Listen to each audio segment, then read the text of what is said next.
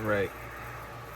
Making a video about this new Xbox 360 I just got.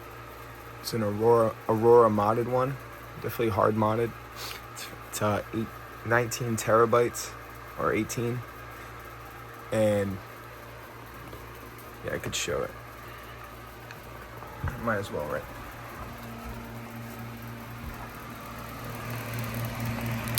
It's the hard drive. Yeah, 18 terabytes. Yeah, got the fan blowing on. I'm getting a cooler for it that I can put that on too to keep that cool. You know, the hard drive, HDD drive gets hot.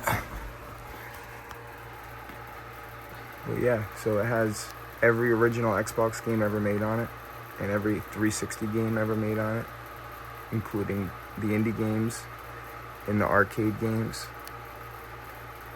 And altogether, that's about because there's 3,000 indie games, so plus this 3,176, it's like around over 6,000 games. Then it's got some emulators. There's no picture art for it or anything, so you kind of don't know what you're picking, which that sucks. But there's like 6,000 games in that, altogether like 12,000. But yeah, I'll just show you how it works, I guess, right? If anyone's interested in getting one. You want specifically Xbox 360. Just takes a minute to boot up. But there you go. And all the Xbox 360 games, everything will work no problem for you, except the original Xbox games. And those you have to switch around some settings to get them to work, depending on the game. And I'll show you how to do that in a minute, because I ran into this issue, and there's nothing about it online, so I figured I would cover that. But yeah, 1,409 360 games right here, and that includes the arcade ones. And I think I could just make it arcade. Again, it takes a little bit. It's got to load the whole list. And there's 686 just arcade. Yeah, that's not. This is usually included in the 360 log of the 1,400. Yeah, you can play any of these which are no longer available, because we all know the store's been shut down, of course. You have all these games, and they 100% load up no problem. I've already played like 15 of them. It's been no issues. But for the Xbox Classic, there's just a little thing you have to do for some of them. But yeah, we have 945. This Xbox cost me a little under $1,000, like $930, including the fees and shipping. Without that, it was like $800. It was exactly $800. So it's definitely the best $1,000 I ever spent. And by the way, some of them don't cover art, of course. Now, most likely, if you get this many games, you buy it on eBay or something, you're gonna not have all the cover art for all of it. And the script, it's gonna be like this probably, unless you got a guy. Like, this took 3 years for the guy to do. So he does other ones too, but people who are making a business out of this they're not very focused on just one console, so you won't get all the stuff like to that point. But yeah, what you have to do, say you wanted to play a game, you try to load in, it'll say it encountered an error and it can't proceed. What you have to do is you hit the back button on the controller, and you just go to scripts right here, and you go all the way down to the bottom, which it actually isn't far, not bad. You hit A on that. Well, I'll show you the definition of it first. The definition of it forces original Xbox games to use your selected, whatever that word is, version compatibility list. So this is like a compatibility list. You go into here, and it's a pain in the ass because you gotta figure out what one works with what game.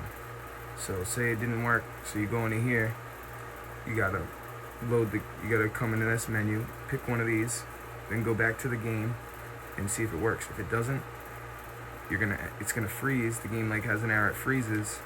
You have to go through this. That's what you're gonna have to go through. Once it freezes, you have to go back to the home. So you go back to home, and then you're gonna have to wait for this long. This is how long it takes if you have this many games. If you have less, it's less time.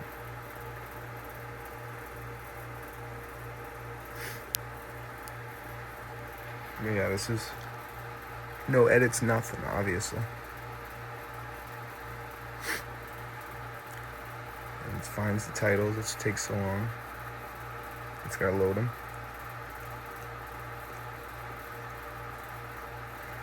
Whatever numbers that it gets to that you're looking for, that's how long it takes. But if you have this many, it's gonna keep going.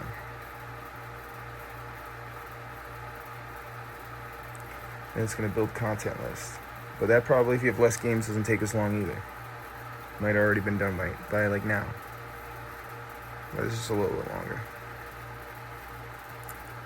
Then you're gonna have to so you exit out of the game, you have to go through that all over again. And it's every time. And then you're gonna have to, then you go to not file manager, scripts. And you're gonna go back down. And you're gonna pick another one. And once you pick, you're gonna find the game again, do it all over again. If that doesn't work, rinse and repeat. It's a pain in the ass. But I'm finding it's the top 3 ones. The top 3 should get you all working for all of them. I'm thinking. So far, it's all I've needed. But it's gonna suck if not, because there's a decent list. There's like 12 of them, so I'm gonna kill myself if I have to keep doing that.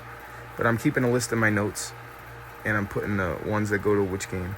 So eventually I'll have them all, and it'll be good. But now we can go to the indie games, which I don't know if it'll show up. Sometimes it doesn't show up like this.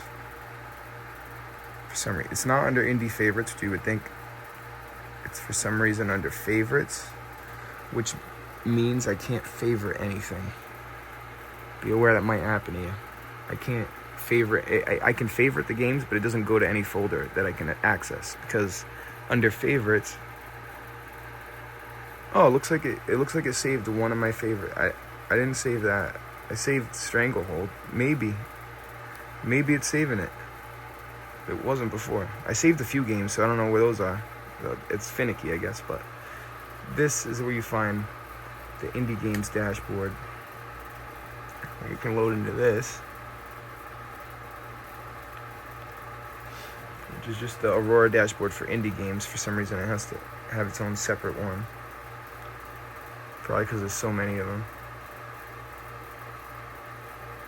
Can't fit it all into one dashboard, I guess. I don't know. But yeah, you gotta go through this process.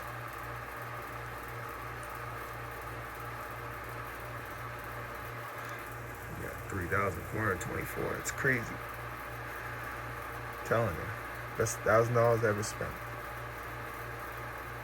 Hands down. Like game-wise, not including apps or other stuff like that, but game-wise, this is way better than my Xbox Series X. That piece of garbage right there. Get that shit out of here. I don't play nothing on that, literally. There's actually absolutely nothing good on it. The Indiana Jones game is a letdown to me. It's just freaking hiding and sneaking around forever, finding a million clues. Like, I get stoned and play games. I don't want to freaking. I get stoned to play a game and vibe. I don't get stoned to play a game and have a headache looking for clues for 100 years and just getting caught sneaking around and having to restart the level a million times. Like, that's not what I play for. So, if that's you, by all means, play the Indiana Jones game and love it. But yeah, we got all these games in here. Zoom in a little bit for you. The list just goes on. And then of course they gotta have no cover art. Wait, no, it'll load. Be aware, sometimes it gets a little slow. Or maybe there is no cover art for this many of them. Sometimes it does this though, and Alright, see. Here we go. Now they're loading in. Some of them don't have it though, like that. A ton. I wonder if I can access the emulators from here. Because it's not in the emulator list. Well, I guess you can't. It's not even going to show it here. But the emulators, you probably can. File man, you have to go to it like this. File back button, file manager, and then HDD1 emulators, so you can access them. And for some reason, these ones aren't having anything in them. Actually, that one does, but only has like one game in it. But the NES and these two, these three, whatever, I don't know, they're all like the same thing, those three, almost. But they don't work. The rest do. Like going on. Play it right there. And like I said, there's no artwork for it. Just tells you the year and the name and the system it's for. Or the company, I mean, not the system, company. Multiple arcade machine emulator. But it just goes for forever, like, for example,